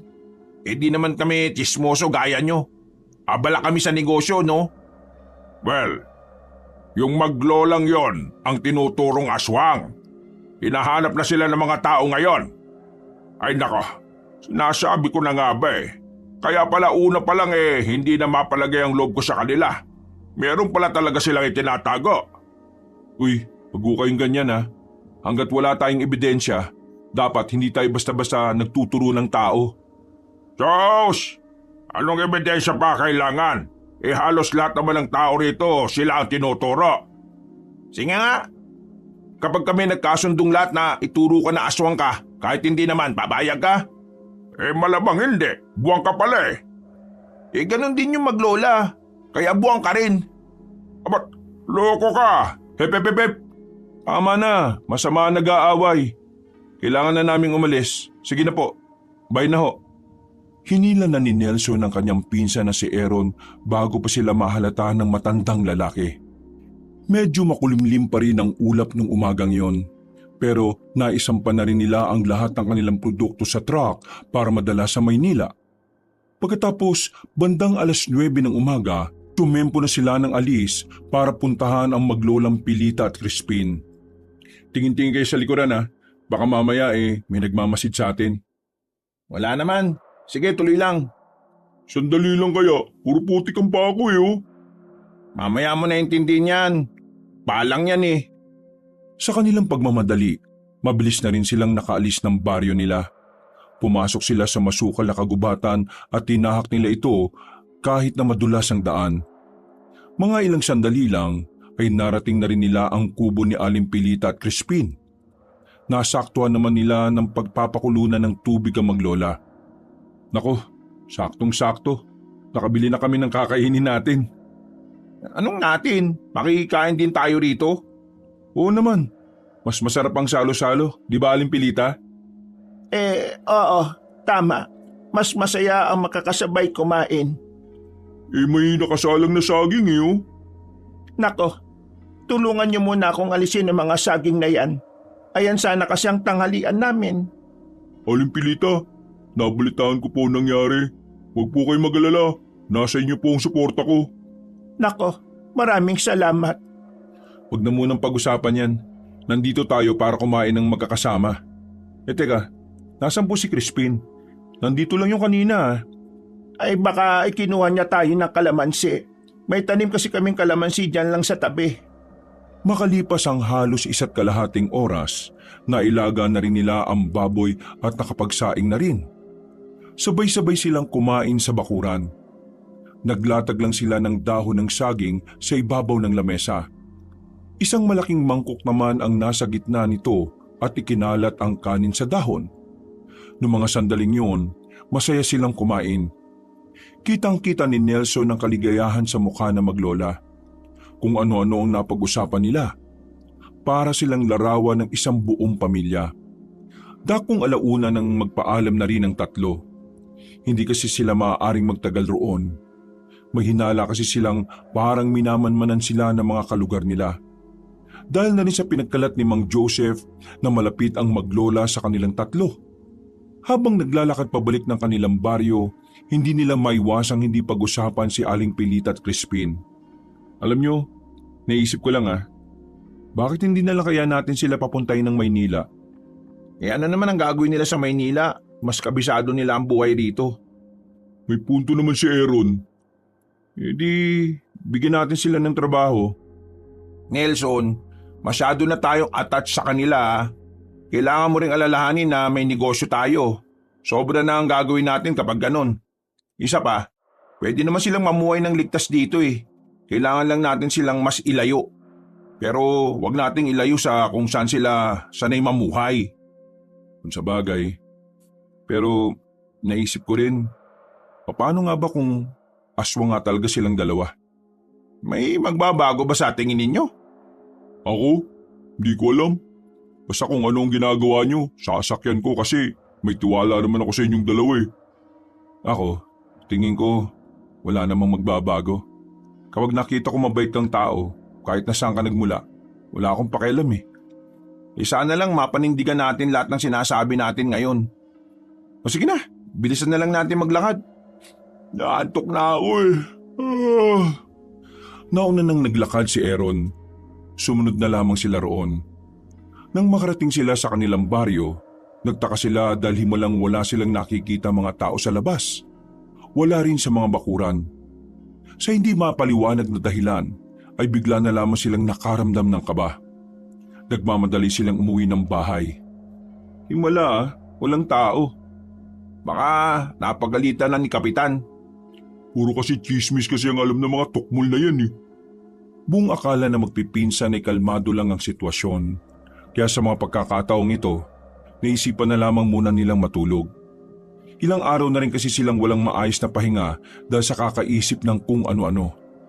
Malamig ang hangin na nagmumula sa labas, kaya naman napasarap ang tulog nilang tatlo. Nagising na lamang sila nang marinig ang mga nagsisigawan sa labas. Pagsilip nila sa bintana, nanlalaki ang kanilang mga mata nang makitang maraming tao sa daan. May mga dalang sulo at ang iba naman ay may mga dala pang itak at mga sibat. Gagi pre, mukhang hahanapin nila yung maglola. Nakahandaan na silang lahat eh oh. Mukhang alam na nila kung nasaan si Aling Pilita. Hindi to pwede. Teka, tara. Kailangan nating mauna dun. Agad nang nagbihis ang tatlo. Kulay na itim na jacket ang isinuot nila para hindi sila kagad makita ng mga tao. Maingat ang ginawa nilang paglabas ng bahay. Napalayo sila ng daan. Pero mas mainam na yon kaysa makita sila ng mga taong sabik ng mahuli ang maglola. Wisit talaga. Sino bang nagpapasimuno niyan? Wala pa naman silang sapat na ebidensya.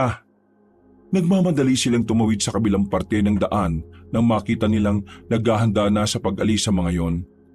Mabilis silang tumakbo papasok sa halamanan. Hindi na nila ininda pa ang mga nararamdaman nilang sakit kapag nakakaapak sila ng matigas o matulis. Ang tanging tumatakbo sa kanilang isipan, walang iba kundi ang maabutan nila si Aling Pilita at Crispin. Nang nasa kagubatan na sila, tila nalito pa sila sa kanilang dinaraanan. Tama ba itong dinadaanan natin? Aba, di ba ikaw naman ang nakakaalam? Bakit hindi nyo ba tinandaan? Nakakalimutan ko rin eh. Pambira naman oh. Isang beses lang ako nakarating doon tapos ako pa asahan nyo. Birthday ko nga, di ko na alam eh. Direksyon pa kaya? O sige na, tama na yan. Baka mamaya mag-away pa kayong dalawa eh. Isipin mo ng maigi, Nelson. Mag-focus ka na muna. Huminga ng malalim si Nelson. Ilang segundo lang, naalala na niya kung saan ang tamang daan. Ay, oo nga, dito! Dito tayo, bilis! Kahit madulas ang kanilang dinaraanan, hindi sila nag-atubiling tumakbo ng matulin. Kailangan nilang marating ang bahay nila Aling Pilita bago pa mahuli ang lahat. Maya-maya lang, natanaw na rin nila ang bahay ng maglola.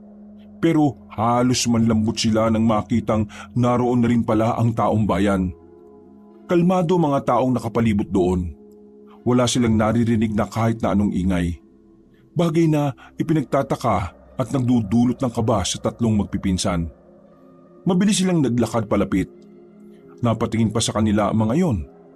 Nakita nilang nangunguna roon si Mang Joseph. Nagbigay daan ng mga yon. Hindi na nila naiwasang mapaiyak nang makitang nakahiga na ang batang si Crispin sa lupa. Bugbog ang katawan nito. May mga sugat din sa katawan. Crispin! Crispin! Crispin! Hindi ko pwede mamatay! Nasaan si Aling Pilita? Aaron, hanapin niyo si Aling Pilita, dali! Gustong buhatin ni Nelson ang bata, pero dahil sa dami ng tama nito, nawalan siya ng lakas ng loob. Nanginginig ang kamay ni Nelson, sobrang sikip ng kanyang dibdib. Anong ginawa niyo? Bakit niyo pinatay ang batang to? Ang sasama niyo! Ano? Aswang yan eh. Aswang ang batang yan. Pati na rin ang lola niya. Wala kayong katibayan na aswang siya. Wala!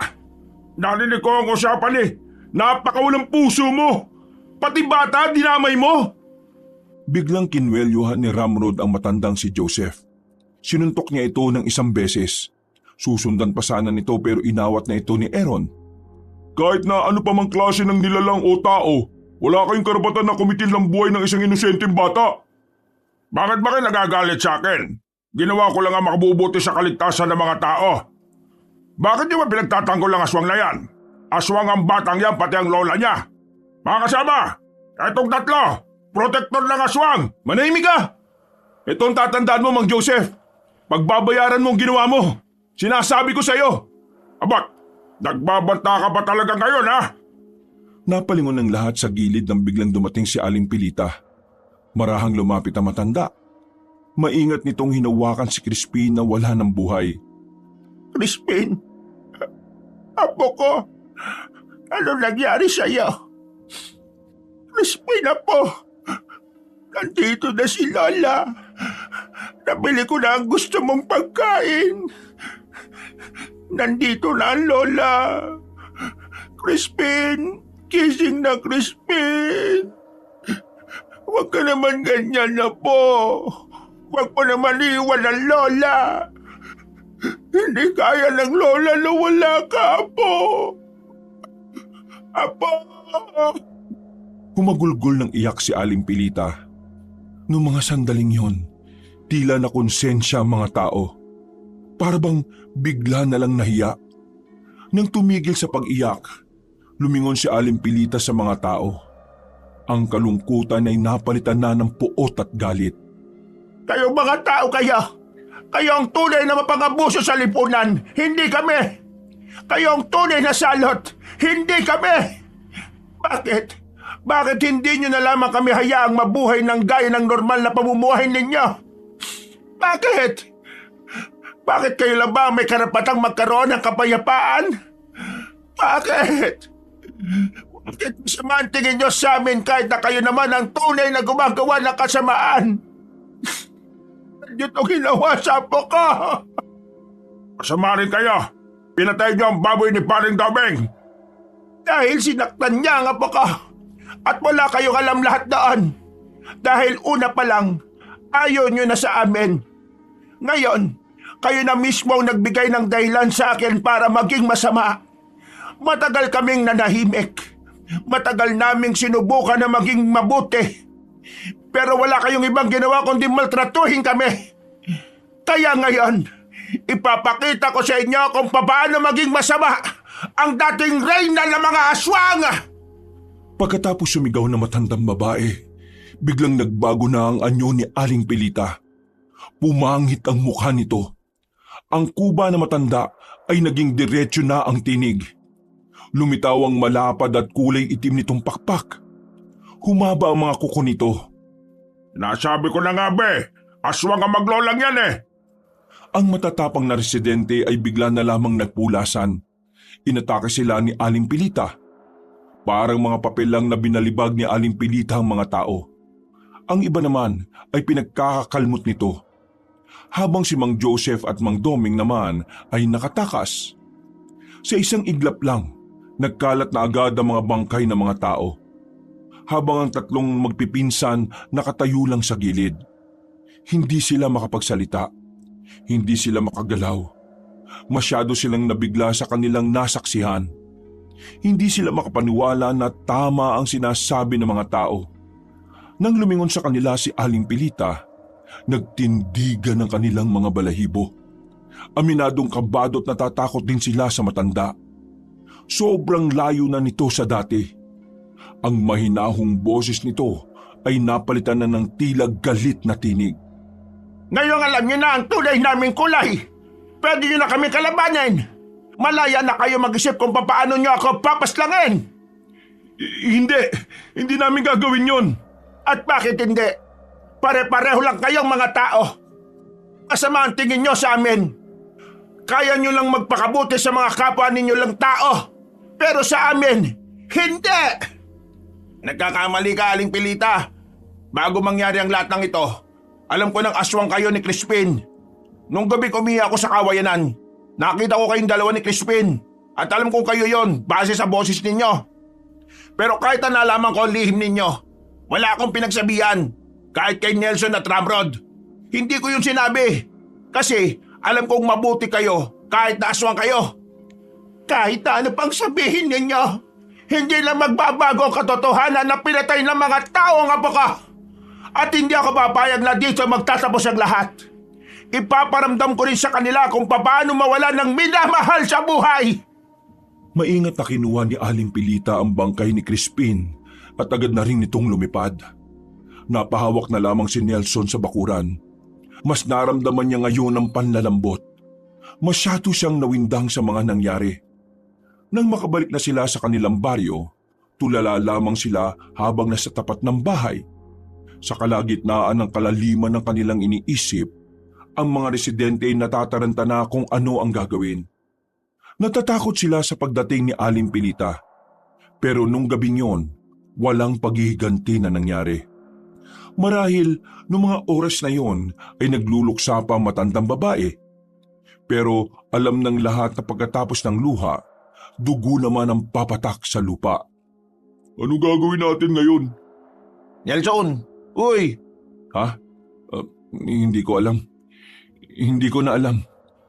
Kung sinabi mo lang sana ng maaga na aswang pala sila, edi sana nakaisip ako na ilayo kagad sila rito. Ako pa ngayon ang sinisisi mo? Oo, alam mo na palang aswang, pero nanahimik ka lang. Yun lang ang alam kong paraan para protektahan sila. Ang ano? Ang maglihim sa amin, yun ba? Kapag sinabi ko kaagad na aswang sila, gagawa ka lang ng paraan para ilayo sila. At kapag inilayo mo sila, lalo lang maghihinala ang mga tao. Lalo mo lang silang ilalagay sa kapahamakan. Pero wala na mangyayari sana masama kung nasa Maynila na sila eh. Kasi doon ko naman sana sila dadalhin kung sinabi mo lang kagad. Bakit? Kung sinabi ko ba kaagad, wala bang magbabago sa pagkakakilala mo sa kanila? Kitang-kita nga kanina eh. Ikaw ang pinakatakot na takot sa itsura ni Aling Pilita.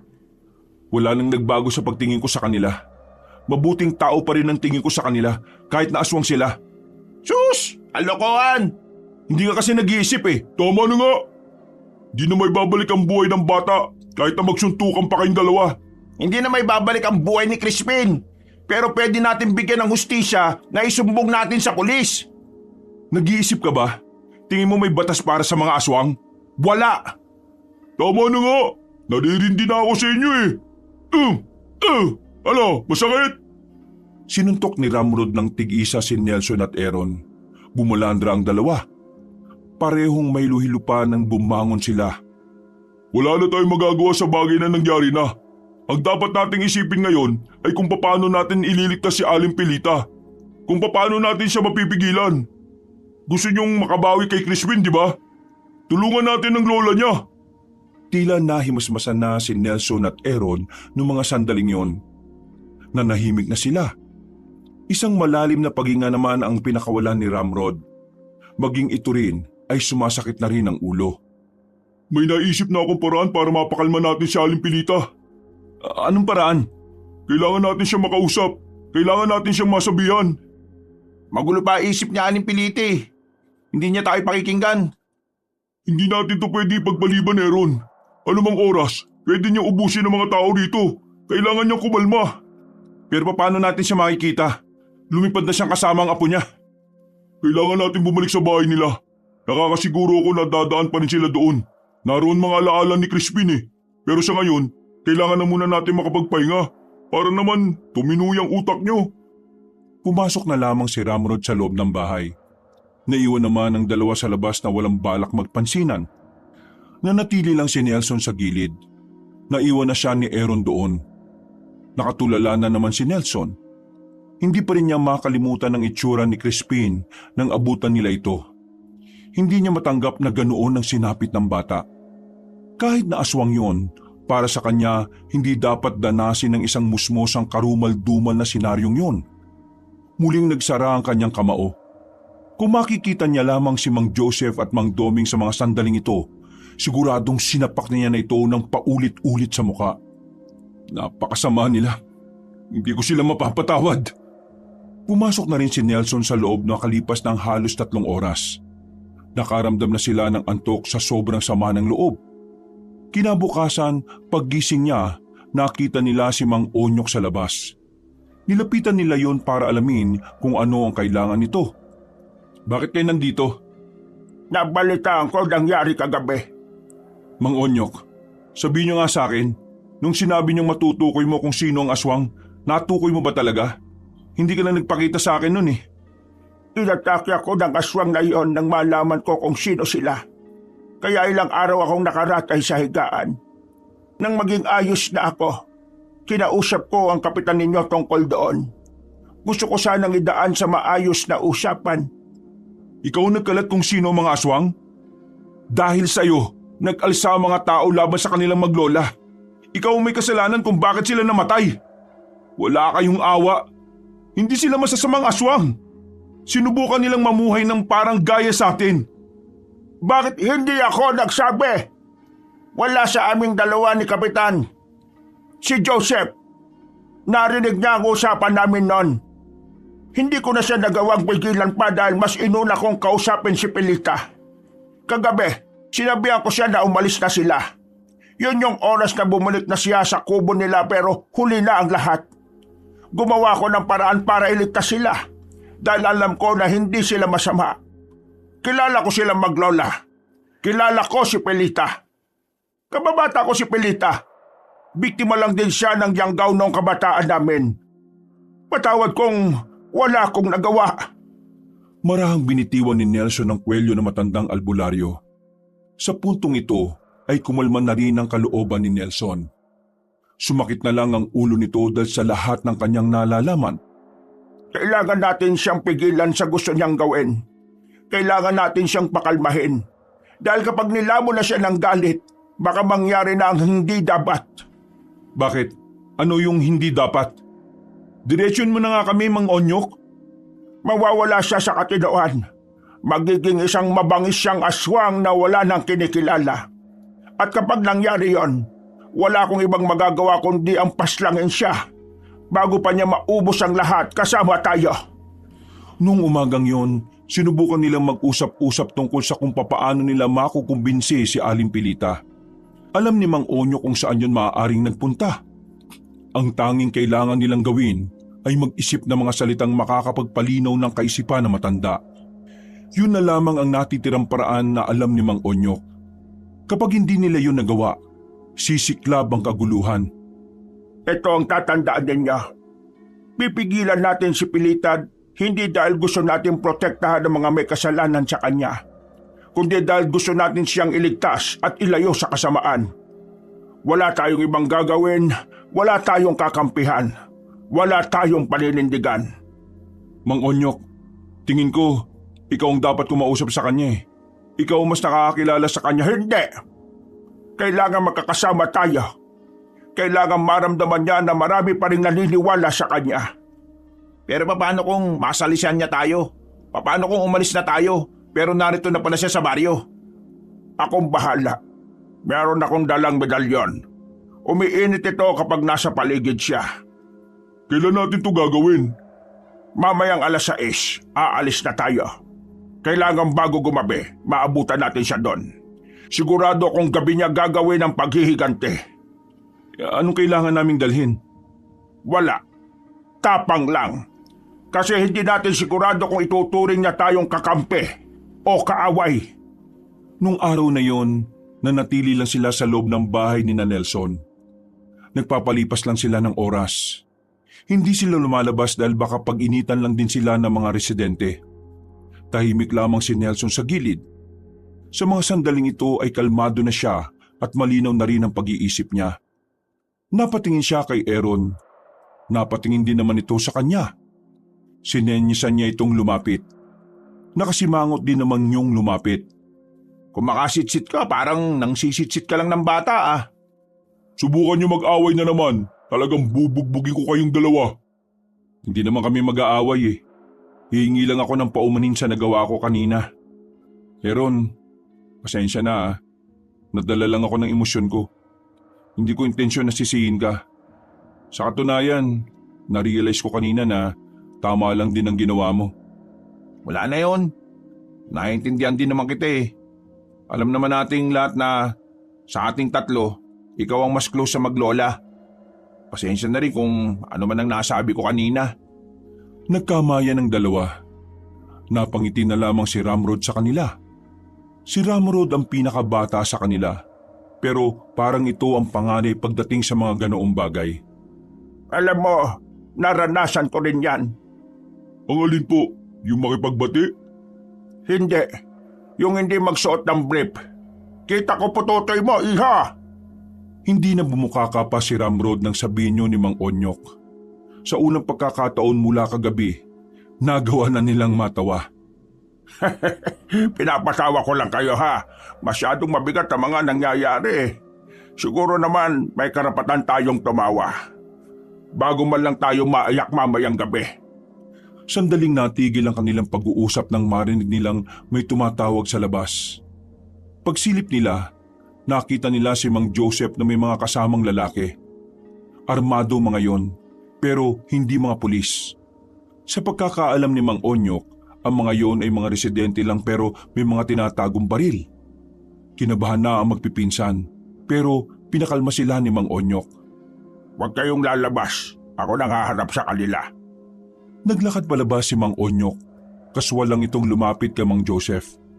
Hindi makikitaan ng matandang albularyo ng kahit na anong takot. Ah, Joseph, ano ito? Ikaw ang dapat kong tanongin, Onyok. Bakit ka nandyan sa bahay ng mga traidor? Hindi mo ba alam na protektor sila ng aswang? Una pa lang alam na nilang aswang ang maglola, pero hindi sila nagsumbong. Kinakausap ko lang sila tungkol sa mga nangyari. At lilinawin ko lang, wala rin silang alam. Hindi nila alam na aswang ang maglola. Ako at si Kapitan lang ang nakakaalam. At ikaw? Isa ka pa. Alam mo na pala pero wala ka man lang ginawa. May gagawin sana kami ni Kapitan, kaso pinangunahan mo kami. Sino mo nangyari? Pinaslang niyo ang apo ng aswang. Tapos ngayon, nasa panganib ang buhay ninyong lahat. Alam mo ba kung anong klase ng aswang ang makakalaban nating lahat? Dating reyna ng mga aswang yan. Wala akong pakialam kung reyna o hari pa siya ng aswang. Kung kayo ni Kapitan walang gagawin, pwes ako meron. Hindi ko hayaan na mapahabak ang mga tao dahil sa lintik na aswang na yan. Dahil sa ginawa mo, mas lalo silang mapapahamak. Alam mo kung hinayaan mo lang sana akong gumawa ng paraan, walang buhay na mawawala eh. Kaya kong kausapin na maayos si Pilita. Kaya ko siyang kumbinsihin. Pero umapil ka lang eh. Eh di sinasabi mo na kilala mo pala si Aling Pilita. Ibig sabihin, isa ka din palang protektor ng mga aswang. Mga kasama, bukod sa 3 lalaki sa loob, itong nasa harapan natin ngayon, balak niyang protektahan ng maglolang aswang. Kaya hindi niya kagad pinalam sa mga tao nang malaman niyang aswang ang maglolang yon. Tila nagalit ang mga residente sa sinabi niyo ni Mang Joseph. Walang nagawa pa si Mang Onyok nang tutukan ito ng baril ng mga kalalakihan. Sa pilitan nitong pinaluhod. Pagkatapos, agad namang pinasok ng mga armado ang bahay. Nabata pa na lang sa sahig ang magpipinsan. Hindi niyo alam ang ginagawa niyo. Sinisira niyo na naman ang pagkakataon na may dadaan natin sa mapayapang usapan ng lahat. Ilayo mo nga mukha mo sa akin. Baho ng hininga mo. Sa mukha ko pa ikaw nagsisigaw dyan. Siniko pa ni Aaron ng isang lalaking may bitbit sa kanya. Sampal naman ng malakas ang kanyang natanggap. Dali niya sa malawak na bakuran. Igapos yan. Tandaan niyong lahat.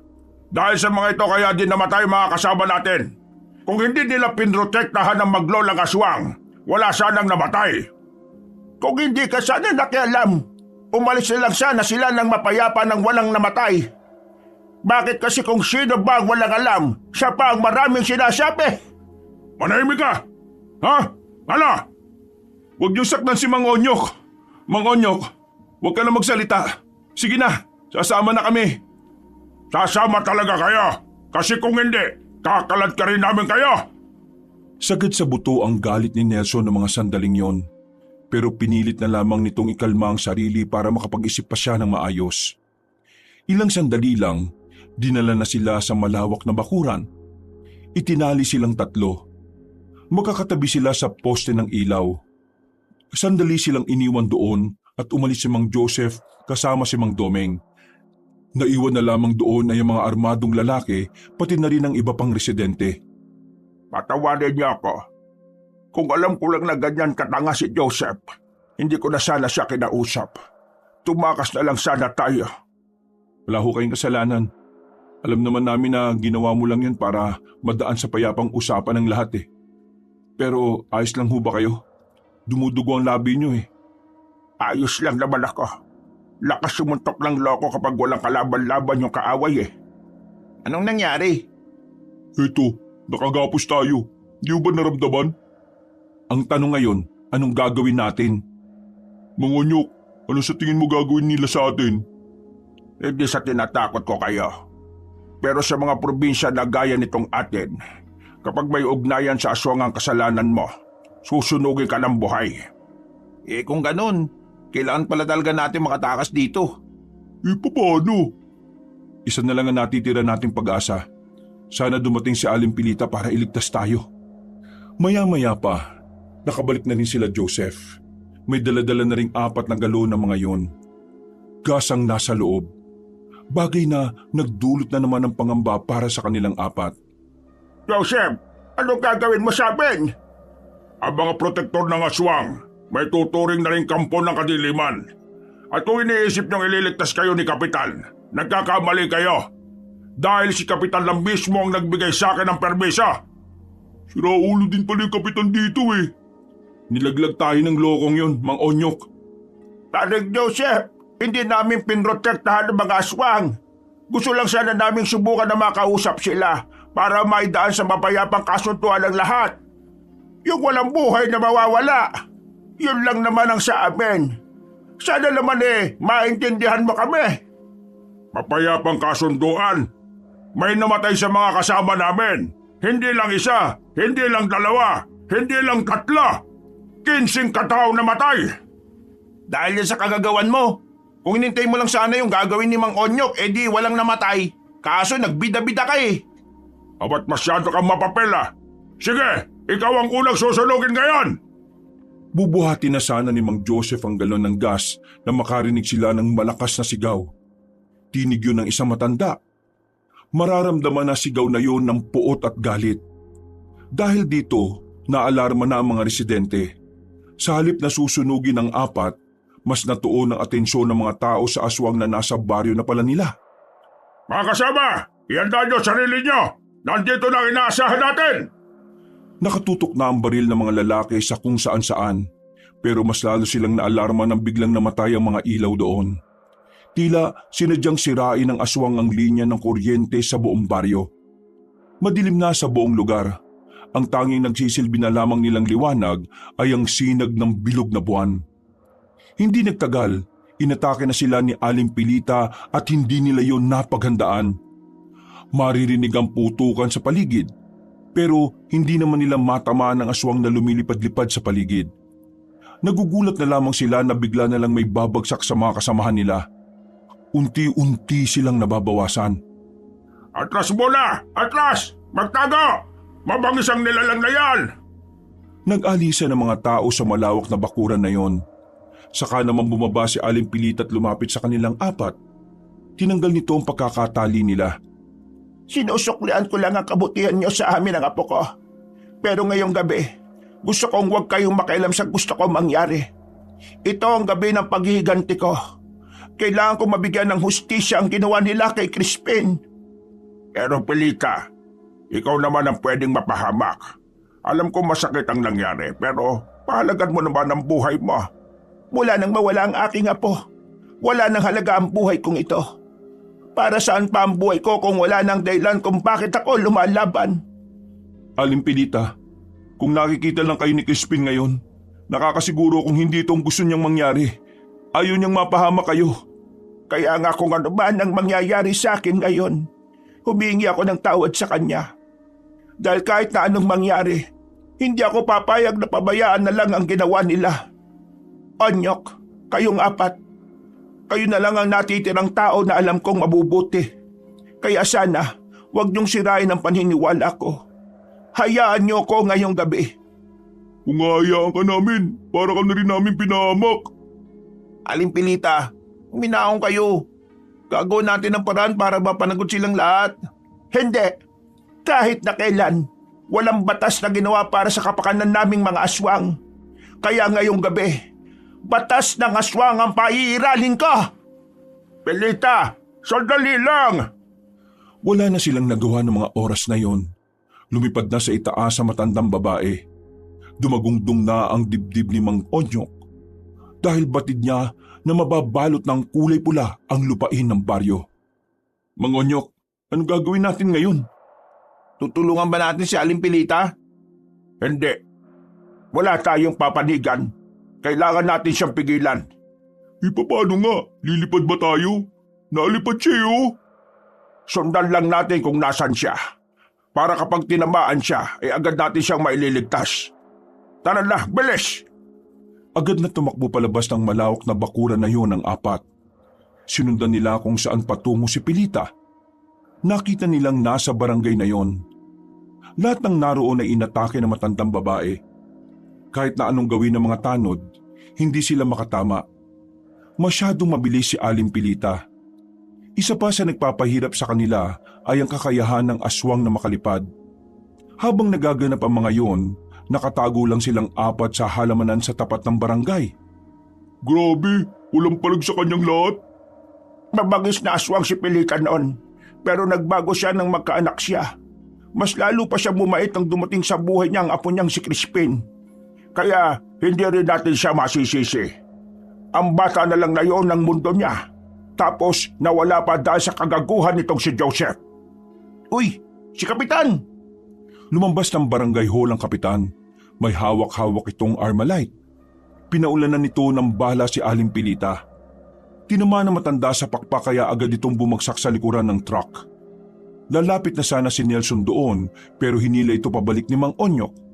Oh, bakit? Kailangan niya tayo dun. Baka ikaw ang babarel. Kaya ni Pilita na makabangon. Marang naglakad ang kapitan patungo sa likuran ng truck. Pero naggulat ito nang wala na roon ang aswang. Bigla na lamang lumitaw si Aling Pilita mula sa bubungan ng sasakyan. Napapikit na lamang si Nelson sa sumunod na nangyari. Dinakma kasi ni Aling Pilita ang ulo ng kapitan. Bumao na matutulis nitong kuko sa mata at saka tinluyang gilitan sa leeg. Lalapitan na sana nila matanda pero bigla namang dumating sila Mang Joseph. Kumpara kanina, mas marami na mga yon. Lahat ay puro armado. Nilatrat nila ng bala matandang babae. Wala itong nagawa kundi ang magtago na lamang sa likuran ng truck. Pinatay niya ang nag-iisa kong pamilya. Pinatay niya ang mundo ko. Pinatay niya ang walang kalaban-laban na apo ka. Napamura na lamang si Mang Onyok sa mga sandaling ito. Naramdaman na kasi ng albularyo ang pagbabago ng anyo ni Aling Pilita. Ang huling pagpapalitan niya. Wala na. Wala na tayong magagawa. Hindi na natin siya makukumbinsi. Anong sinasabi niyo? Wala na siya sa sarili. Wala na siyang kikilalanin. Isa na siyang halimaw na ang tanging alam lang ay pumaslang. Ihanda niyo sarili niyo.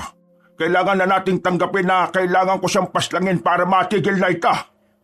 Tinanggal na ni Mang Onyok ang nakabalot na tela sa espada nito. Kulay ginto ang espada nito na talagang ginagamit niya lang sa mga aswang. Pero bago sila lumabas, hinayaan na muna nila ang mga nagkakagulo sa harapan nila. Tatamaan sila ng bala kung gigit na sila para labanan si Aling Pilita. Tumuntong sa taas ng truck ang halimaw na aswang. Itim na ang lahat ng katawan nito. Mas mahaba na rin ang mga kuko. Pinagbababaril nila Mang Joseph yon pero parang hindi na tinatablan ng bala si Aling Pilita. Latratin niyo! Walang titigil! Patayin natin ang aswang na yan! Naubos na lang ang mga bala nila pero wala pa ring nangyari. Nawiwindang si Mang Joseph. Hindi ito makapaniwala na may ganong klase ng aswang. Sa pagkakaalam na kasi nila ay ang mga aswang ay pangkaraniwang nilalang lang. Hindi maaari! Hindi nagtagal, umatake sa kanila si Aling Pilita. Talsikan ng mga dugo ng pagkakakalmutin sila nito. Kahit nasubukan nilang palagan ito, mas napapadali lang ang kanilang buhay. Dahil sa takot, Nagtakbuhan na ang mga tao. Ang tanging naiwan na lamang ng mga sandaling yon ay si Mang Joseph. Umaatras-atras ito. Natumba pa ng mapatid sa nakausling bato. Sa sobrang takot nito ay naihin na rin ito sa pantalon. Wag mo akong patayin. Pwede naman natin pag-usapan ito eh. Magpapakulong ako kung ang problema mo lang ang pagkawala ng apo mo. Basta wag mo akong patayin. Tila walang naririnig si Aling Pilita. Unti-unti lang itong naglakad palapit kay Mang Joseph. Nang makita nilang aamba na ito para tapusin si Mang Joseph, ay agad na lumabas si Mang Onyok. Pinukalan nito ng maliit na kutsilyo ang bandang leeg ng aswang. Dahil dito, nato ng atensyon nito sa kanila. Pilita, alam mo kung gaano kakahalaga sa akin. Matagal na tayong magkakilala. Nakita ko kung gaano ka naging mabuti sa lahat. Pero Pilita, iba ka na ngayon. Patawarin mo ko kasi kailangan ko itong gawin sa iyo. Hindi ko nahahayaang pang madagdagan pa ang mga kasalanan mo. Alam kong mas lalo ka pang magiging masama sa mata ng Diyos. Nakita nilang tila naghahanda na si Aling Pilita sa paglusob pero Tapos ka sa akin ngayon, aswang ka! bigla na lamang bumangon si Mang Joseph. Dinampot nito ang itak sa gilid at tinaga sa likuran si Aling Pilita. Walang nangyari sa ginawa nito. Daan-daang humarap ang aswang. Hanggang sa itarak na lamang ng aswang ang mahaba nitong kuko sa kaliwang dibdib ni Mang Joseph. Hindi pa nakontento si Aling Pilita. Kinagat pa nito si Mang Joseph sa leeg. Nang masiguro na nitong wala ng buhay ang matandang lalaki, parang papel na lamang itong ibinalibag sa gilid. Yanda niyo ang sarili niyo. Tayo na isusunod yan. Ayan na! Napasigaw na lamang si Mang Onyok nang gumapang na yon palapit sa kanila. Sinubukang kumalmot ni Aling Pilita. Pero nasa ito ni Mang Onyok. Ngayon na! Bilisan niya! Umatake ang tatlo. Merong hawak-hawak na punyal ang mga yon.